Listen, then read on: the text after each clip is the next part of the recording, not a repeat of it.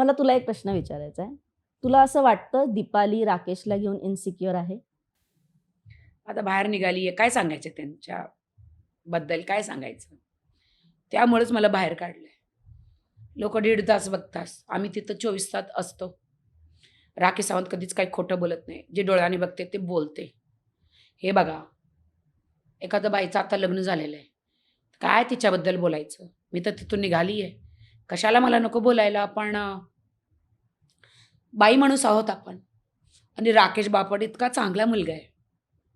मी खरं सांगते, की कुठलीही बाई असू दे, ते तिला इमोशन, प्रेम होणारच आहे.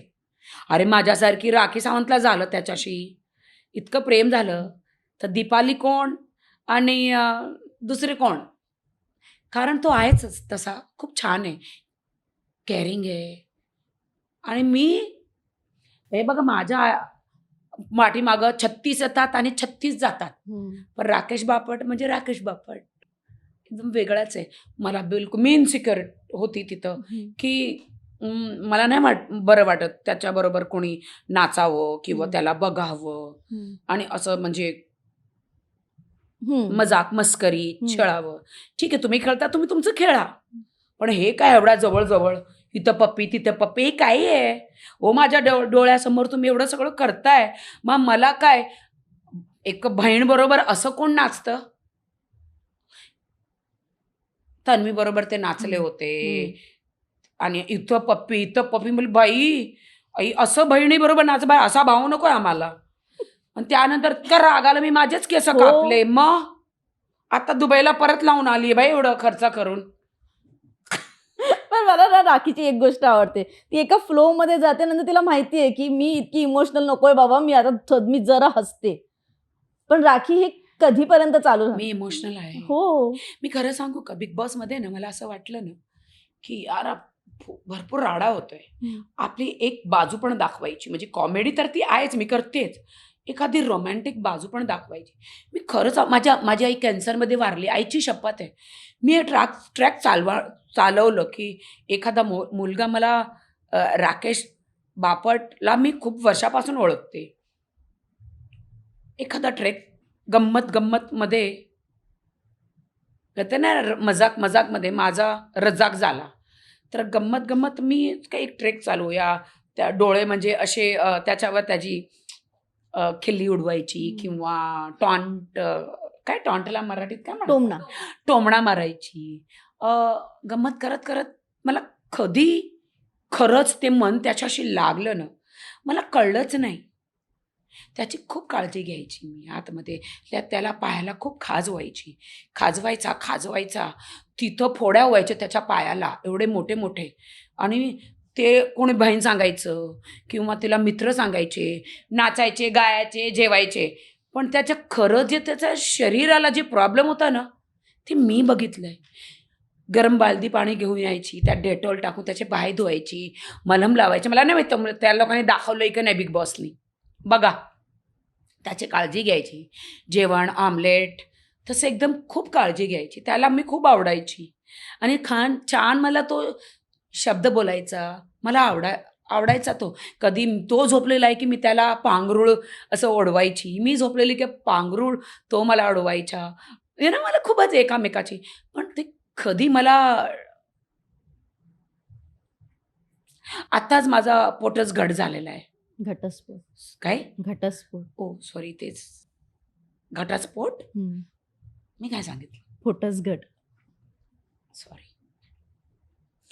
घटस्फोट माझा झालाय. आणि मला एखादा पंडिताने सांगितलं, मी सांगितलं का माझं लग्न नाही टिकलं? त्याने सांगितलं तुझ्या आयुष्यात एक मुलगा येणार आहे. त्याचाही घटस्फोट. सॉरी, घटस्फोट त्याचाही झालेला असेल. तसा येणार आहे.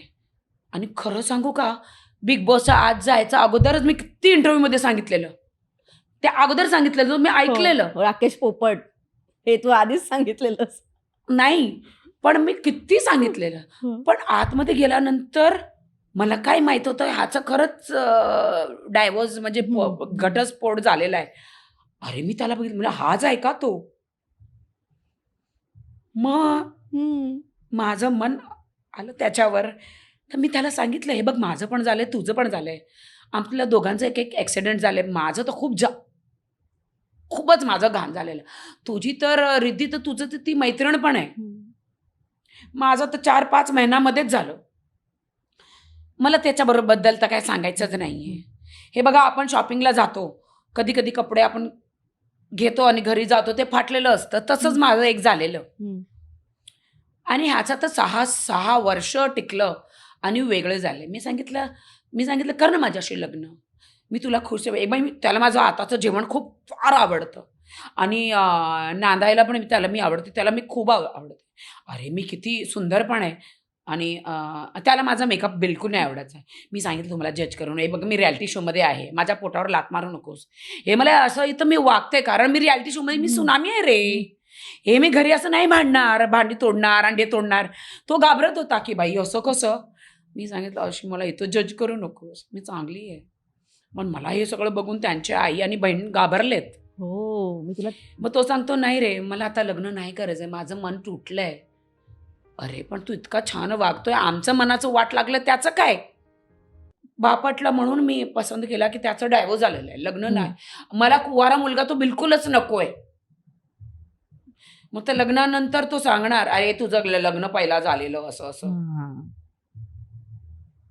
मला असं मुलगा पाहिजे ज्याचं लग्न मोडलेलं आहे आणि तो ठोकर खाऊन आलेला आहे पहिला. पण राकेश आला बाहेर तर एकदा कर ना कॉन्टॅक्ट. तू का कमल हसन होतेस? He is mama's boy. आई आणि बहिणीचं ऐकणार, माझं नाही ऐकणार. मी जीवी दिला ना त्याच्या पाठीतून, नाही ऐकणार. त्यांची मम्मी आणि बहीण मला नाही अपनवणार. ते लोक ब्राह्मण फॅमिलीचे आहेत. त्याच्यासाठी तर मी नॉनव्हेज पण सोडणार. पण राकेशचं नॉनव्हेज खातो भरून भरून. त्याने मला सांगितलं तू बॉलिवूड सोडणार. आईची शपथ, मी सांगितलं मी सगळं सोडणार, सगळं सोडणार रे तुझ्यासाठी. तू हो तर मान. कधी बिग बॉस मध्ये नाही जाणार, मीडियाच्या समोर नाही जाणार रे. भरपूर केलंय मी. मला माझा संसार पाहिजे, नको रे काय मला. अरे एका बरोबरच मन लागलंय. अगं माझं मन आहे, दिल आहे का टिश्यू पेपर नाही की सगळ्याला देत राहू. नाक पुसा, डोळे पुसा. नाही रे नाही हो. आवडतोस तू, जेंटलमॅन आहे तू, किती छान मुलगा आहे. आई बाबा येतात आणि जातात देवाजवळ, तुझी काळजी कोण घेणार आहे.